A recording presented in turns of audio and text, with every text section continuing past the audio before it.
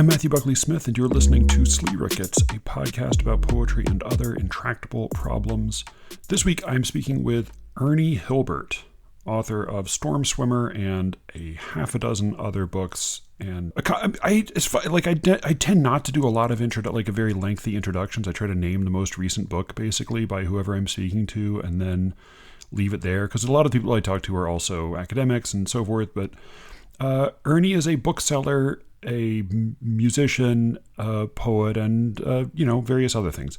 But what I spoke with him about for this week's episode was his work running a reading series. He's done it he'll talk about it in our conversation, but I went up to Philly and, along with Timothy Donnelly, helped close out the current reading series Ernie's been running for a few years now. And so he talked pretty candidly about what was good, what was bad, and what was worthwhile about running a reading series. We also get a little bit into his thoughts on poetry magazines and how to run them or not to run them.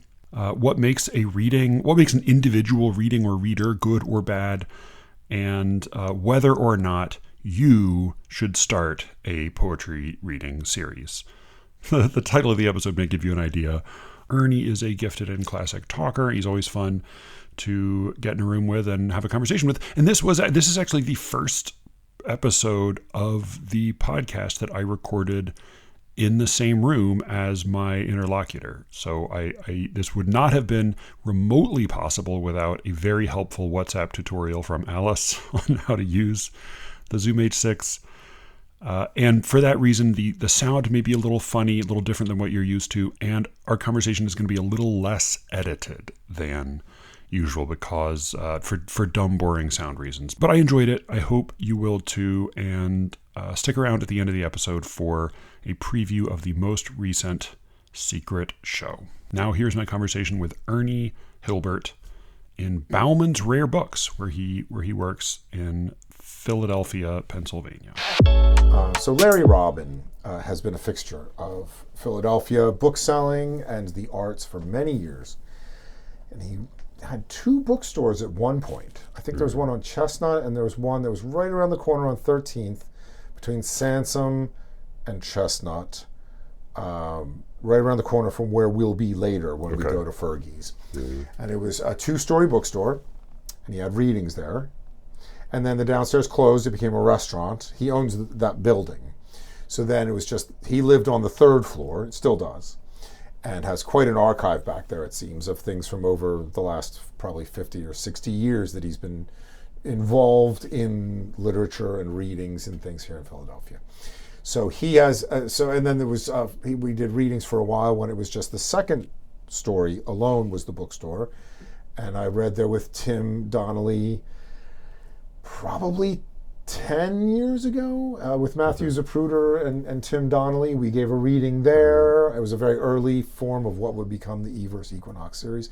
And I had just a newsletter and then a blog called Everse. And so Larry called me down one time to talk to him at the store. And he's like, first he asked me if I would take over the Philadelphia Poetry Festival, which doesn't happen anymore, I don't think.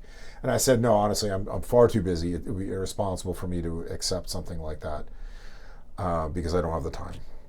Or honestly, the interest in dealing with a lot of poets' egos. I just have never been interested in being an arts administrator or something like that. And so he said, but what do you want to do? And I said, well, you know what? I'll do something twice a year. How about this? Off the top of my head, I said, Everse Equinox. Sure. Yeah. Okay, so that first series went for quite a while, and Paul Siegel is a Philadelphia poet, and he helped me manage the open mic portion of it, and he was, my left-hand man. And so this is you have a featured reader and then or readers, and then an open mic section. There have been times when I did away with the open mic, and then I would find, people come that night expecting to be able to read, so it's a little tough. So so where we do it now and have for quite a while, so to back up a bit again, so Larry Robin has something called the Moonstone Arts Center.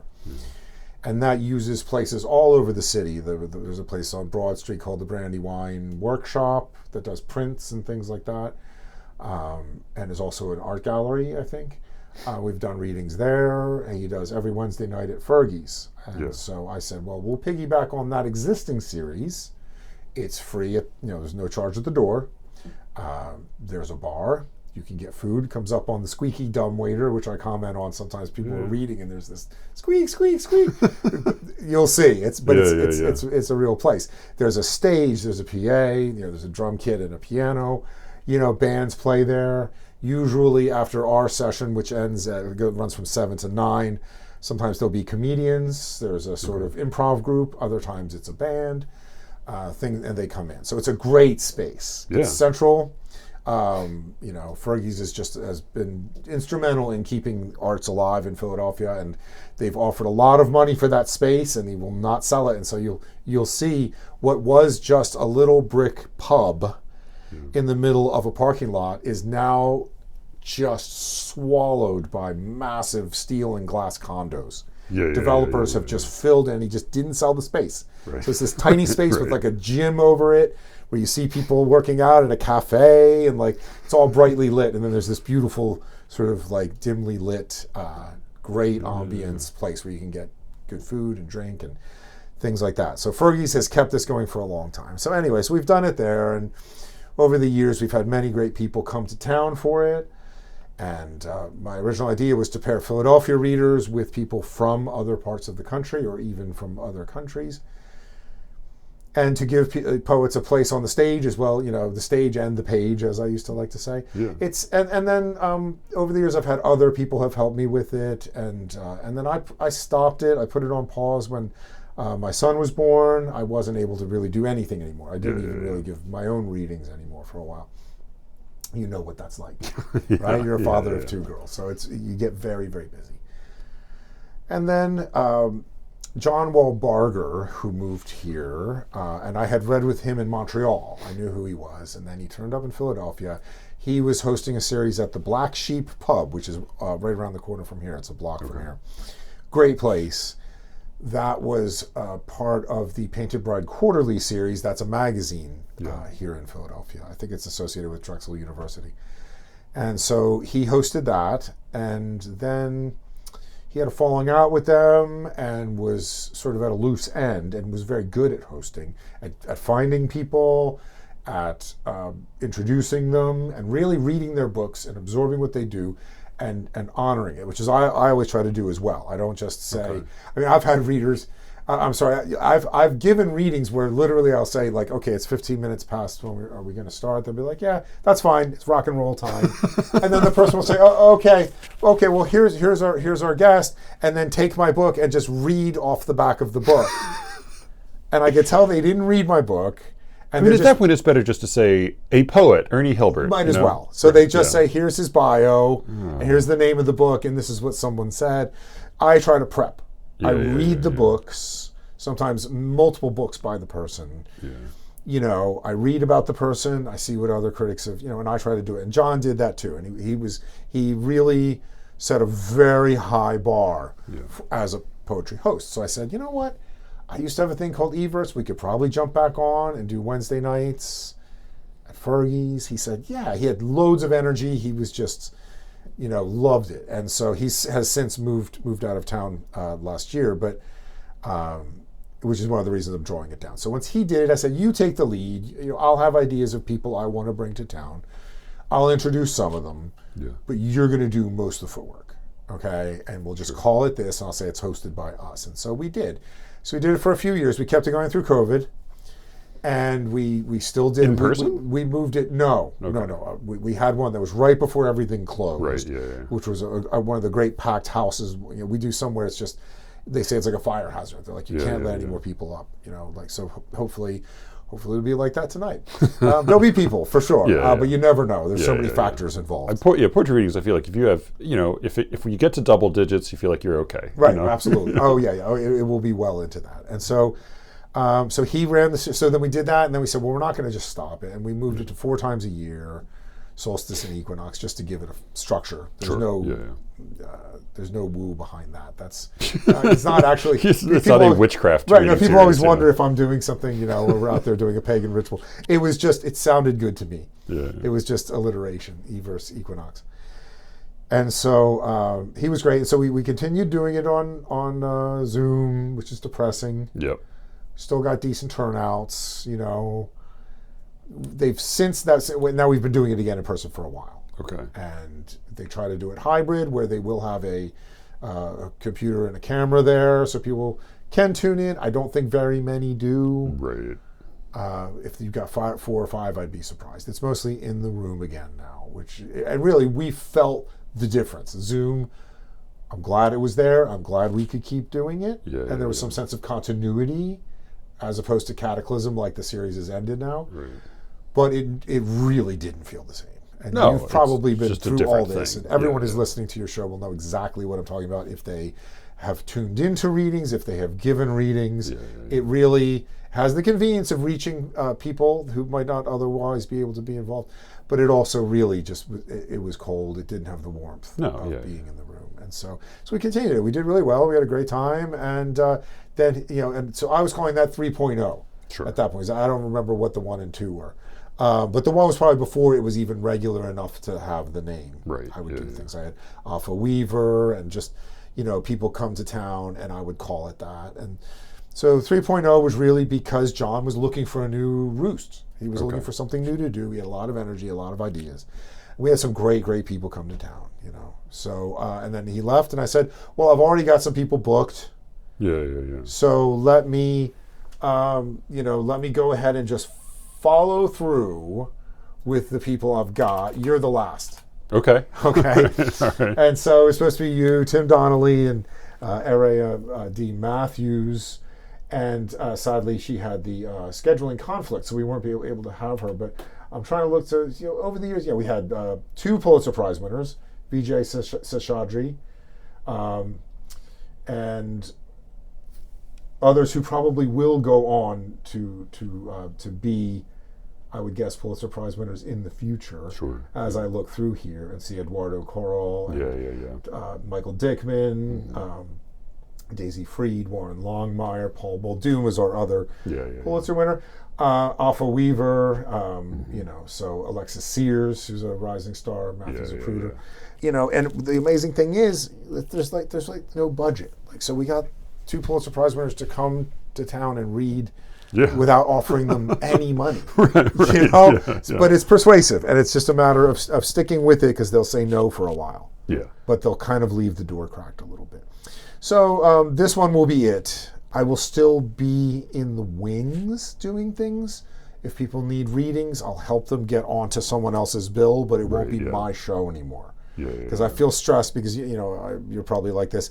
I don't want anything to be done badly. I want to really have a certain veneer of professionalism and quality. And if my name's associated with it, I'm embarrassed and a little panicked if it doesn't seem that way. Right. If things seem to be off the rails or amateurish in a way that's not fun, at any rate, I want it to be a little loose jointed, but it causes me a lot of stress. And the number of people who back out after they've committed, or who are weird once they're there for some reason or another. There's things like that. Weird how? I'm curious. I had one where I told her, and she's published by a major New York publisher, and she's been around for years, and she's like, get me a reading in Philadelphia. And I said, well, all I have is this one that I'm doing. It's not university based. It's not a classroom or a university auditorium. It's in a bar. And it's very working class, and there's a lot of people who turn up and do their open mic, and it gets a little wild and woolly. They bring up musical instruments and all kinds of stuff. It's like you don't realize how you think you're on the edge. You don't realize there's people who went all the way out and built a summer cottage over the edge. They're way out there. They're way out there. And she insisted, and I said, well, I'm just telling you this. This is like it's a little wild. It's a local thing. There's going to be open mic. It's got a real Philly vibe. It's not an Ivy League What is the Philly vibe? Like, I lived in Baltimore, and it feels like that's maybe close-ish to I'm Philly, sure but it's got... is. Yeah. I mean, it's not prestigious or pretentious or anything like that. I mean, you get obviously some prestige talent coming through, as I've discussed. But it's still upstairs at Fergie's, you know. It's still, you know, people who have a lot of different ideas about poetry and come from a lot of different backgrounds, and everyone gets along great, you know. But it is not academic, right? Okay, so it's not like a Brooklyn thing where everyone's got an MFA. In fact, there's probably very few MFAs in the room. Sure, you know, so it's a little different. And she came up to me and she like grabbed my sleeve and said, I can't go on. I can't do this. And I said, why? She's like, this audience is not literary. What? Yeah. How could she? Well, I wanted to, like, what was tipping her off to, like, what was it that? I don't know. And we had another woman reading who was a local, very successful Philadelphia poet, and she was fantastic. She was the picture of a professional artist and poet, and put on a great reading and helped to spread the word and all that. Yeah. And this other one was just kind of like, I don't know what, but she was worried about, like, they won't get what I'm doing kind of thing. And I'm like, well, that's, first of all, you're not giving people much credit. You're also being a giant pain to me right now, because someday I have to write this up. but that particular night is a night when so many things went wrong. It wasn't one or two or three or four things. Things kept going wrong. Where if I don't write it the right way, people will think I'm mean-spirited. Sure, yeah. But things really, but here, for instance... Anybody who's tried to organize anything won't think you're mean-spirited. So it was the same night as the night we're doing it, but this was 10 years ago or something. So it got warm, like today. Yeah. It's going up to like 70, it's humid. Yeah. Their air conditioner was broken. Okay. So they said, we'll open the windows. However, Sansom Street, right below the window, was shut down and completely ripped up with construction going on, which didn't stop at 7. They kept doing construction all night long. Oh, God. It was as loud as a construction site could be. So you either are stifled with that muffled, or you open it for fresh air, and it's so loud you can't hear the readers even through the PA system. So there was a bad feel right from the moment we got there. How do you really... things went wrong. Someone drank too much, it kept falling down, or too early in the night for that. And it's 7 o'clock, come on. And so, come on, you got to pace yourself. Really. Anyway, so it's just you can only spread yourself so thin. Yeah. You know, and Spencer Short is someone who's been doing it with me as well, and he has been great, and he's had a lot of great ideas for good readers, and he writes to them and helps bring them in. Tim Donnelly was his idea, although that sounds like an idea I would have had if I still cared. You know, and as I said, I have brought Tim down before. Right, yeah. So he's a great idea, and it's going to be a great reading tonight. But once you get into, like, I have a full-time job, I'm doing a lot of things for money outside of it, in the poetry world and the music world. And then I have a family, and, you know, I have a son, and I have a wife, and I have to take care of all that stuff, because the whole weekend it seems like just running chores and shopping and cleaning and fixing things. Yeah. You pile all that on, then you put on, like, you know, Little League Baseball, Cub Scouts, you know? I mean, like, oh my God, like, there's just no time for me to give to other people right now. Yeah. And that could change in the future, which is why I say I'm putting it on pause, I'm putting it on the shelf. It's the end of 3.0. Right. I've had a lot of great nights. And usually what happens is I get a little irritable and like, oh God, I have so much to do this week, and why does this all have to happen at the same time? And of course I scheduled this. And then it's a great time. And afterwards I say, what a fantastic time. That was so. My wife always says, see, you grit your teeth and you feel you have too much going on, and then everything goes great, and then you're really happy that you did it all. And I say, yes, I have a pattern. I can see it. But of all the things I'm doing, this is something I have to just pull back on for now. So if you're going to have a reading, I mean, this whole thing is reading series. Some of them are very institutional. Because it's part of an MFA program. It's at a library or museum. You have a space built in. You have a budget built in, but you also have bureaucracy and expectations built in, and a lot of, you know, sort of cooks in the kitchen maybe, and you have to be careful what you're doing, because there's the type of thing that happens in a bookstore or a library. It's brightly lit. There's no food. Right. There's everybody's no alcohol. sober. Everyone. Yeah, exactly. Whereas you do it in a place like Where we're going to be tonight, you can get drinks right there at the bar. You can have food brought up. It's just there's a PA system. Yeah. So you don't have to shout to the end. Yeah. You're on a stage Right. with lights and a microphone through a big PA system. That's I mean, right. That's so that helps way more than I would have expected. So you don't have to shout. Okay. So then what I find is when I'm giving readings and it's a hot mic, is you can have way more inflection. Right. Bring way more nuance into what you're doing because you're not at this level the whole time. So you can do more dramatic gesture because it's more sensitive. So you have that. So that's a completely different. But then when you do things in bars, there is like, it's up to, you're hoping that that place will still keep that spot for you every time and not say, sorry, we triple booked you. I mean, this sort of stuff happens. We double it's not booked built you. in, so you don't. Yeah. Exactly. So, I mean, thanks to Larry, we have something that's always at 7 p.m. It was changed one time where we had to start at 7:30 instead because there was a play and the play had a run time that brought it up to 7:15 or something. So otherwise, we've always had that thanks to him. Yeah. If you don't have that already locked in for years at an arts-friendly bar owned by an arts-friendly owner, you don't know what you're in for. Right. And you're really like staking out a particular patch of schedule. Unless you're bringing a lot of money in, they're not that concerned. And the noise pollution might be really bad. Yeah. The Black Sheep has this where they're bringing all the plates up from downstairs to that floor and they just are dumping dishes. I mean, I used to work as a dishwasher in a restaurant. It's loud. It's hot. It's loud. And they don't care that there's a poetry reading in the next room, So you'll just be drowned out in the middle of what you're doing sometimes. I did a reading in Baltimore. It was really lovely, but it was in a coffee shop. And anytime someone ordered an espresso drink, they'd... That's right. Yeah. So I have given readings in coffee shops, and I would one time remarked, being a poet in America means having to compete with the espresso machine. Yeah. Okay. Oh, and that's for sure. That's just a fact. So, and the other thing I tell people about starting readings is how it's like starting a magazine or a podcast. Yeah. How long are you going to do it? Right. Are you going to do it a year from now, 2 years from now, 10 years from now? Yeah. Or are you just thinking it'd be fun to do it once? Right. Because it'll disappear without a trace. No one will remember it if you don't keep doing it for a long time. Yeah.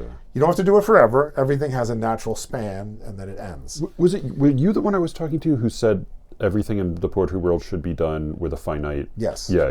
I think when you struggle, once something gets handed over to a university, because the people who created it have died, moved on, need the money, don't want to do it anymore, it's functionally dead for what it was. It will no longer be. It might still have some good stuff going on, but a lot of it's going to be. It has to be student focused because that is what the dean is going to say. Yeah. It's going to have to be super careful about what it says and publishes. Sure. Yeah. Okay, so it becomes an institutional phenomenon, and the guiding spirit, the animating spirit of whoever created that magazine is gone. So it might have the same name that it had 40 years ago, but it's not the same thing. No. Just like corporations or restaurants that have the same name, but it's nothing resembling what it once was. Right. Yeah. And so I say, start a thing saying, I'm going to do a podcast of 12. Right. Yeah. And it'll always be there. And if you have 12 hours to spare, that is what it is. It's a like limited series. It's, Just like I'm going to start doing, let's say, sign limited broadsides, letterpress things. Yeah. I'm going to do 20 poems at an irregular pace, a few a year, and then I'm done. So I don't feel the weight of having to do this forever and ever and ever. I don't know how it would work as a reading series. You do kind of want it to go on, but it is a commitment. And the other problem is once you've done it for a long time, we talked in another episode of your show about coming up, really thinking about the design of a book and coming up with a great cover. And I say, if this is your book and you work 10 years on it, you care. You're going to spend a lot of time. If that publisher puts out 10 books in the spring, 20 books in the spring, 20 books in the fall, and they've been doing it for 20 years. How much do they really care about each one of those covers? It's perfunctory. It becomes something on a schedule that they just knock out. And once the spirit is gone, and you're like, we just have to get stuff for the next issue. We just have to fill the time. We just have to get a reader. Right. You know what I'm saying? We just have to get somebody on the bill to read for 15 minutes. Then it's not really worth doing anymore. And so I want to go out with it being a really great thing where everyone was a great reader and say it's on pause. Maybe someday I'll come back and say, you know what, I've got the time, I've got the energy, my son's in college, knock on wood. I'm still in decent health, and I'll come do it, you know. But otherwise, you just that's the thing. So my main thing is, if it ends, then you can say it ended well. I can say it ended well. Yeah. So leave on a high note. Yeah. Right, as George Costanza says. So we better not fuck it up tonight. No, you won't. So you know, and that's just the thing is, you know, you want to do it well, and if it's just becoming too much work, why do it? Because the other thing is, if you are a professor and you're doing a magazine, you might get course release. Right. So you might be the faculty advisor, editor, where you don't have to teach a certain number of courses. That's a lot of work off your back. Yeah. For a new pile of work, yes. Yeah. But it's also part of your salary. You're being paid a pension and healthcare benefits, maybe. I presume if you're a tenured professor. It's your work. Right. What a lot of us do, you know, you might make a little money off the stuff you do, but you're hoping to break even. Yep. It's the buy me a cup of coffee kind of model. Right. You're doing it out of love because you really believe it's worth doing. Yeah. Those are two different worlds. Totally. You know, so if it's your salary, you know, I come to work every day because this is how I pay my mortgage. Right. And if it was something I didn't have to do, you know, I mean, it's a good job, but still, you might think twice. Do I feel like doing this anymore? Right. So, Yeah. So that's all. No, please tell me you're not thinking of starting a reading series. Oh no, I'm not. Okay, I'm good. not. Yeah, I mean the same way. Like I had some conversations recently about like running a magazine. Like running a magazine is the last thing I would want to do. No. I've always said it's just like a reading series where it's like anybody you publish or invite to the reading series thinks, of course you should. I'm a genius. Of course, this is just the natural order of things. Right. Yeah. And anyone you don't ask or haven't thought of asking or just haven't gotten around to yet, quietly or maybe not so quietly grumbles and takes a sense of resentment toward you. Like, when are you going to invite me to read for your series? I'm not as good as so-and-so. You published this person. You think that person's better than me? You still haven't published me. You've been doing it for 5 years. You still haven't published me. So what happens is the people you do it for don't necessarily have a sense of gratitude. And the ones who you're not interested in involving in your organization, or you just haven't had time to, actively dislike you. For the fact that they have not had their egos stroked and been put into the limelight. I know that's a dim view of poets in general, but, I it happens. Ask any editor. Yeah. Like it's for sure. For real, it's bad. And I mean, I tried not to let selection of my own work improve my opinion of anybody. Right. Like I try to retain my cynicism even if somebody publishes me. But I also think what I realize is like part of the way I end up thinking about it is like if it is an ongoing thing where you are regularly having to include, you know, any quantity of poetry, I just assume it's going to be on balance weak. Like I assume on balance it's mostly not going to be good work because you're having to fill time or space. That's right. And there's not usually that much good poetry around for the picking. Right. So here's the thing. So here's an example of something that's not to be recommended. It's something that is to be recommended. Not that you asked. So I'll start with what is to be recommended. 32 poems. Yeah. Okay? It is 32 poems. I literally just recorded in my hotel room last night an episode about their latest issue. Okay, good. Yeah. Well, it's a fantastic issue. I really enjoyed it. And I use that as a source of learning about poets I may not have known, reading things about poets I did know about. I will say, I referred to you without naming you, and I can leave this out. Right. So I think I didn't, all I said was like, you spoke very highly of them and you said they may be the only magazine. So you may not want to overly identify yourself. Right. No, there are others, but I have tried taking out subscriptions to any number of different literary magazines over the years and found myself pretty disappointed. Yeah. Okay. And I don't want anyone to listen and think maybe I mean them because there's so many out there. I probably don't mean you.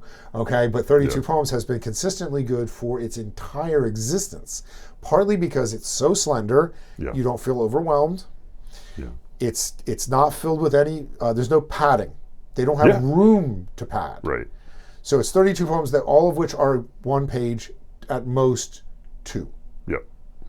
Really 1 1/4, 1 1/2. So you don't, whatever your feeling toward 30-page poems, maybe that's not where you're going to find it. Right. And if you don't like it, you're not stuck with it for long. Right, exactly. And so I don't like every single poem in it, Sure. but I like I'm talking taste. I don't look and say, well, this is terrible. I think that's just not really something that's working for me right now. Yeah. Okay, but I can see that this is a great choice on their part. Yeah. To put in here. That's how you do it. It's consistent. 4 times a year. They have a cool T-shirt, which I wear regularly. In fact, I had it on last night. Very cool T-shirt. And they have great online presence to fill out. So that's all poetry. Then they have prose features on the site. They ask poets in each issue to comment on each other's poems even. Yeah. You know?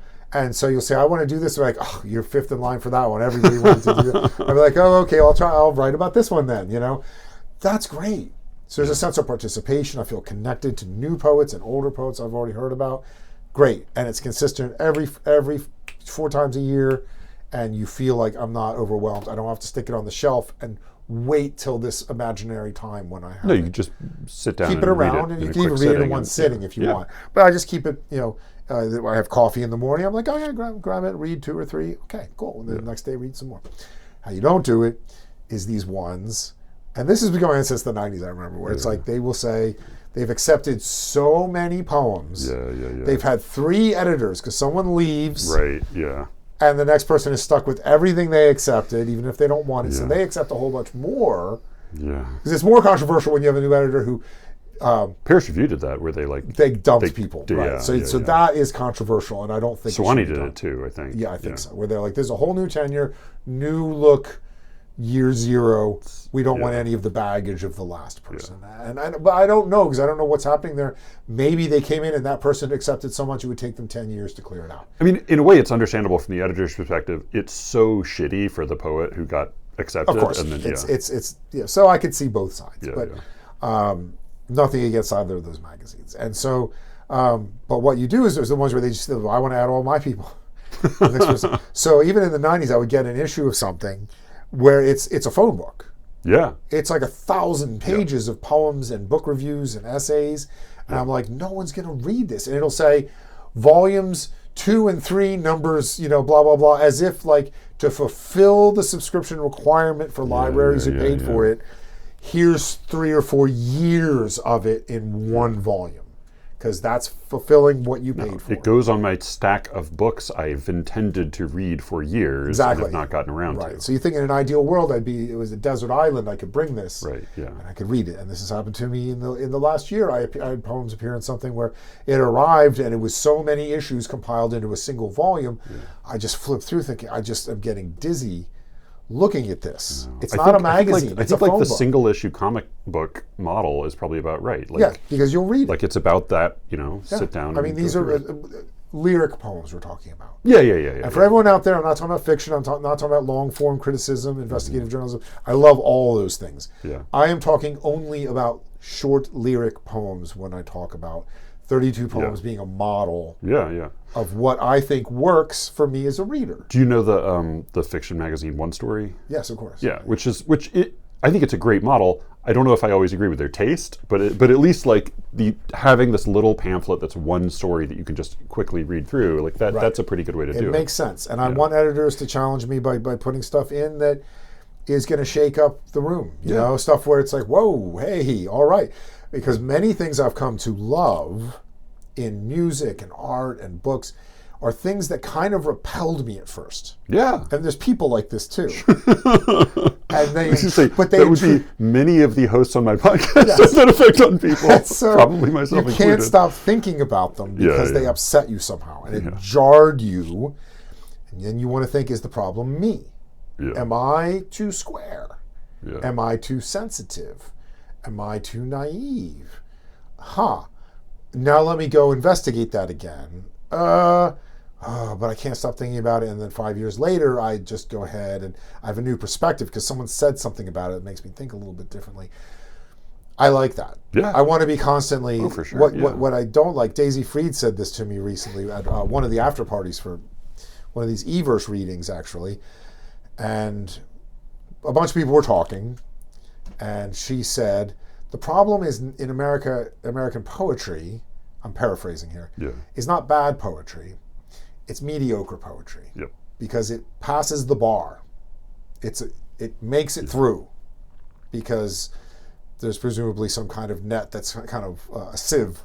Yeah. That's kind of blocking the really bad stuff. That's inept, right, or just offensively stupid or whatever. Yeah.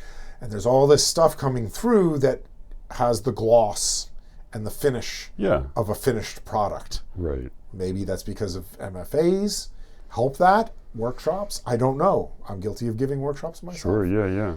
You learn how not to embarrass yourself and immediately disqualify yourself. Exactly. Yeah. So she says, and she's a poetry editor, and she's a poetry critic for the New York Times. Yeah.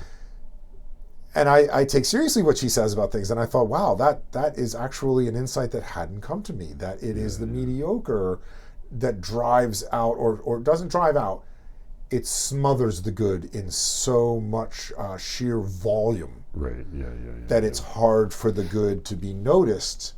So it's kind of like you've got all the fake Gucci purses. I don't even know if Gucci makes purses. You know what I mean? There's the fake ones you buy on Times Square versus the good ones. And someone who knows will know that difference. Or Nikes. I'd look at it and be like, I'm not a sneaker person. I'm not a handbag person. I don't know which one's the real one. Most people are not poetry people. Right. Even ones who have a glancing interest in it or say they like it, they can't really tell if one is different from another. Those insiders, though, who write it and care about it and think about it all the time like us, can spot the ones where I'm like, it's okay, but it's not, if you really want the good stuff, that's not the one you want. So, I mean, there is, to my mind, there's a slight distinction to make where, like, because my friend works at Gucci. Actually, he now works at Givenchy, but he worked for many years at Gucci and would have people, show him their purses or things, and he learned not to say anything unless specifically asked, because very, very often it was a fake. And what he would look at were often just details. Just how is the stitching around this corner? How is what's the texture right here? How is this brought together on the inside? Right. As well as, like, did he recognize this? Was this something they had ever sold? But he's a professional. Yeah, he's a professional. But I do think that there's, like, one of the things he noticed working there was that it became more and more, and I think he said this has happened with the Givenchy as well, that more and more often, even what the company itself was putting out was brand forward. Like, there was a big G on it. They made a point that people they didn't want to buy it if you couldn't tell by looking at it from a distance what brand it was. Right. Conspicuous consumption, literally. Yeah, you needed, like, well, why the fuck would I wear this? There's no G That's on like when the Polo logo got this big. Right? And I'm like, oh, it looks terrible. The street. Yeah, exactly. Yeah. No, and so part of me feels like another way to slice that metaphor would be, or analogy would be, that whether it's the MFA or whether it's just sort of a certain professional polish, there are poems that are, the metaphor I've used recently is they're hand stitched. They're like, it feels like somebody took the care actually to make them. They're not cranked out in a factory. They're not fake. They are authentic in the sense that they count as poetry. Right. But if you step back, like, the design's no good. Like, it's not beautiful. It doesn't, like, so to me, there's a difference between, like, having an appreciation of craft versus having taste. There's also that thing that Malcolm Gladwell wrote about in his book Blink, which is that if you've done it for so long, you just know. Yep. So, we'll be in someone's house, wealthy person's house, and they'll show my wife, who works in a museum she's responsible for 1 million objects from the Mediterranean ancient world, Greek, Roman, Etruscan, Phoenician. And one of her specialties is fakes and forgeries. Okay. Oh, fascinating. So they'll like one look thing they'll quickly. Show off, like they'll say, look, I have this antiquity. Yeah. I have this, this bust, this arm, whatever. And she looks at it and it's, I know what she's thinking is if it's real, you probably shouldn't have it. And because she goes to digs And they come out in the morning, and there's holes just dug straight down. Archaeologists do layers because that's time. Yeah. So that's how you know how far back in time you're going, is the layer that you're on. You don't want to just break They're stuff. very careful, because cities and if they were doing an Acropolis in Poggiocola, where this thing was a city that was on top of a city on top of a city on top of a city. It's like Troy. Over time. There's like 17 Troys, and for a while her boss was in charge of the dig at Troy. We went there too. So the thing is, they'll come out in the morning and there's just a giant hole boring straight down. Oh God! Because guys came out with metal detectors. And they just dug straight down. It's close to the border with Switzerland, which is where all this stuff gets fenced. Yeah. So I'm getting off topic here. That's how it floods into London, Beijing, Tokyo, New York. They're like, oh, look at this. It is genuine. It's real. Right, it is genuine. But it was ripped off from a site, yeah. so that the actual scholars no longer have access to understand the no culture. Provenance. It has no. They don't understand the culture of that place now, which is the purpose of them being there. Right. But they're fakes. So she'll say, oh, it's a 19th century, but don't tell that.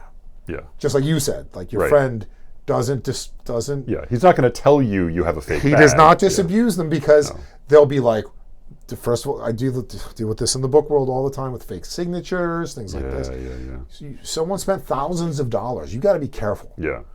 This is why. And you don't know what relationship is tied up in that. Exactly. You don't know, And art historians no longer are willing to vet things, because for years they picked up a little extra money on the side saying this is a real Da Vinci, whatever. Well, probably wouldn't be that, but it's this is a Vermeer, or something. Actually, probably wouldn't be that either.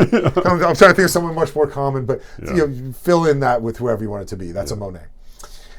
Because what happens is, if they say something is not it, or they say it is it, someone else says it is or isn't later, the person who owns it sues them. Oh, God. And it's just someone who's an adjunct professor. Right, So now the rule, you just don't. Yeah. Which is why if I see a signature that's wrong, that's clearly a forgery of Ernest Hemingway, T.S. Eliot, they're all over. You just don't say anything. You say, this is not something I'm looking for right now. Okay? Or you're just like, very nice. And you don't get into it. Same thing with poetry. You never are going to tell somebody that they're not a brilliant poet, right? So, and if you are someone inviting people to a reading series, publishing them in a magazine is by de facto role of that you are a de facto judge, I should say. Right, yeah. You are saying you're good enough or you're not. And that is what causes a lot of anxiety. It's why some people like being in that position, because it's seen as a position of power. I've never cared about that. Right, yeah. It's never appealed to me. It does not. It's a small amount of power. It is the kind that just backfires on you. Pretty thankless power. Pretty thankless power. Never has been of interest to me. I try to be generous, spread the word about people I like, help people I like. That's why I did the reading series. Introduce people to each other. Get their book out in front of people. You have to do it from that position. I never do anything expecting a favor to come back, because I don't see it as a favor. I'm doing it for art, not for. This sounds like I'm full of it here, but no. You reach a point where you realize you're doing this for a tradition that is thousands of years old. It's as old as civilization or older.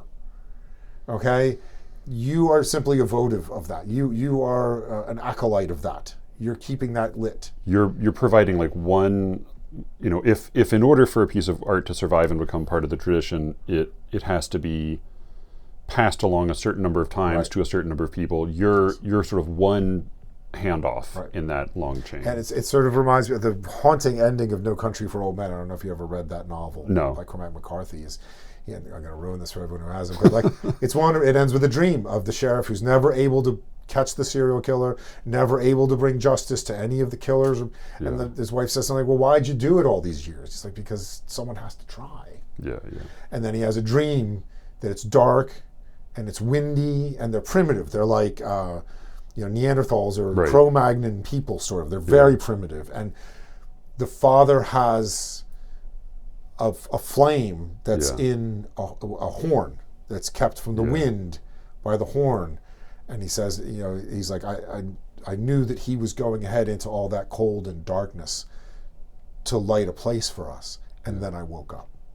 And it just gives me chills.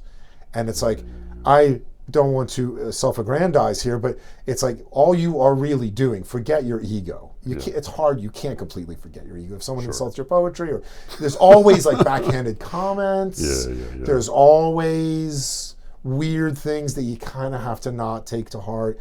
But you are sort of holding that flame to pass it on so it can light something else the next time. I think he echoed that same language at the end of the road. I'm sure he did. Yeah, the father and the son. Yeah. It's like just keeping it going. Yeah. And there's no glory, there's no glamour. It's not really about prestige or any of that. Because look how many people have won the Pulitzer Prize for any of these, for fiction or poetry. Go back through all of them. Yeah, no. And there's Harper Lee, To Kill a Mockingbird. And then there's all these ones you're like, I've never heard of that person. Yeah. And it's not because you're not well read. You've read thousands of books. Right. You've read about thousands of books. It didn't catch on. It didn't carry on to the next generation. Yeah. Because the most famous poets who sold the most books in a lot of eras are people you've never heard of. Yeah, and the books are worthless.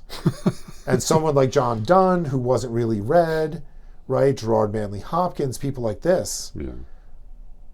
They were both published posthumously, incidentally, not in their own lifetimes for two different reasons, but I don't have time to get into that. People have seen the value and maintained the value. And I just listened to a Penguin Books podcast about John Donne, and they were asking the woman she's a scholar and a biographer of John Donne, and they're like, well, do you really feel that we have to do all this work to, preserve his name and his work? She said, absolutely. Yeah. He's not Shakespeare, so it could be gone in a generation. Yeah. She's like, if I'm not, and he did go through periods of not being celebrated. Yeah. While there were poets who were vastly overrated. Right. And widely read and had the laureateship in England and all this, who are utterly not just not read, unknown. Yeah. And so you're passing the flame of just the things you think are worth moving forward and holding on to in a very small way. So it does seem to me that there is a little bit, like I find most of what I pass on to Ryan, we should wrap up soon, is not stuff I love, but stuff that almost annoys me, or I think like, all right, this is not for me, but there's something going on that like somebody will have some interest in. Yeah. Do you, in looking at what you publish versus what you present at a reading, clearly like good writers are not always good readers and vice versa. Like what is it? Yeah, what is it about a reading that like what makes for a good poetry reader reading? What makes for a bad one? I'm also curious, like in the first few seconds or minutes, how quickly can you tell like this is going to go? This is a disaster, or this is what is? Well, there's lots of canaries in the coal mine, which I may have talked about before, which is when the bartender or barista starts taking their phone out and looking at it, and then other people who were there for the reading start looking at their phone, and people start talking amongst themselves. But even if you couldn't watch the audience, what do you see on the stage that? Well, there is the notion that sooner or later your voice on the page is actually part of your voice, the way you speak and think. Yeah. When you're young, you're unformed. It's not really quite there yet. And so when you read the poems, they should absolutely sound organic to your voice and your intonation, your pacing, your emphasis, to a certain degree to the way you look even. I mean, you're presenting yourself on a stage after all. Let's not pretend you're not performing. Right. If you go too far towards performance or too far away from it into just wanting to be a scribbler, you're not going to have the full effect. Although both those, you can be a fantastic performer and get a big audience out to see you, but no one really wants to read you on the page necessarily because it's not the same experience. They're not getting that electrical jolt that they do when they see you in the room. And then we know how bad some people can be when they read their poems. The archival recordings of some people, you think, God, that's horrible. Yeah. And then we've all seen people with the poet voice, with the trailing up at the end, and this feels so unnatural to what is actually there on the page, as well as to the way we naturally think of the art form, as well as everyday speech. Yeah, and I just find it so hard to follow. Like I instantly lose my place. Pacing, not going too quickly. Yeah. Dramatic emphasis that is not emotive in the sense that it's embarrassing. Wounded, so wounded. You listen to these Allen Ginsberg recordings, you're like, oh, come on, it's so hammy. Yeah. Right? Yeah, like it's almost like a gas leak. Like if one person snickers, then the whole room bursts into flames. Just the dam's gonna burst. Yeah. So I think it's something that just comes so naturally you don't think that much about it. And you just see that on the stage. like that. How to work the mic, right? You're not popping your plosives. Right. Yeah. Some people just like are so unused to it, they slowly sort of move their mouth to the side till it's not aimed at it anymore. And it's probably a unidirectional mic, and so it's not going to pick up anything. So they're like, people yell, "Speak into the mic," or louder, softer. And I get up there and I adjust it to the people's height, because sometimes I'll have someone who's 5 feet tall followed by someone who's 6 feet, and I want people to be comfortable. So it's ability to work the technology. And presumably if you have a good enough voice, you won't need that at all. You could just, like some people, put the mic down and just they aim it at the floor. On the stand, and then go ahead and just read to the room. It just has to feel natural and organic and properly with the proper rhythm, proper execution. It's not halting. It doesn't feel embarrassed or tentative. It doesn't feel like you're worried it's not good enough, that you're worried it's not finished. Right. And do people a favor and slow down. They've been busy all day. Their brains are filled with information that's going to get wiped when they dream. So tonight when they go to sleep, they're approaching the cliff. Right. We're just at maximum capacity. You're going to go home. You're going to sleep. Hopefully have a good night's sleep, and you're going to dream. In REM cycles, you're going to snip a huge amount of those synapses are just going to just say, forget it. We don't need this. We don't need this. We don't need this. We don't need this. And they're going to, ganglia are going to hold on. I'm no neuroscientist here. They're going to hold on to the things you need to remember. The brain demons are going to pass along. Exactly. You need, and so you're talking to people at 7, 8 at night. Slow down. Emphasize what needs to be emphasized. Don't go too quickly. Don't assume they're going to get things. Give a little intro if you think it'll help. Don't overdo it. And we talked about this. Don't say, this is in trochaic. Don't. Oh, God. Just let it speak for itself. Literally, it is a sonic effect. So let the accentual syllabic meter work in a way that everyone, because they will. Because you can have things that are in accentual syllabic meter that are just not memorable and don't sound good, but technically you could scan it to within an inch of its life. It would be perfect. And like, who cares if you get credit if it didn't sound good, if you didn't enjoy it? So if you do it right, it's memorable. So so back to my point. If there's a funny little story, don't let the story outshine the poem and throw the poem into shadows. Because I've seen things where people say, oh, that was really neat when he talked about this and he talked about that. Not, I liked the poem called this. The banter threw the rest of it into shadow. Oh, I had, Andrew Palmer came up to me after reading and said, I think that my favorite part was when you told the story about Randall Jarrell. Oh, great. Like, thanks, Andrew. Go fuck yourself. Anyway, looking at the time, we should walk over now. And I'll try to take notes. We're going to have a great reading, and maybe he'll record some of it. I don't know. We'll see. I don't know. Yeah, we'll see. Nice talking to everybody. Bye-bye.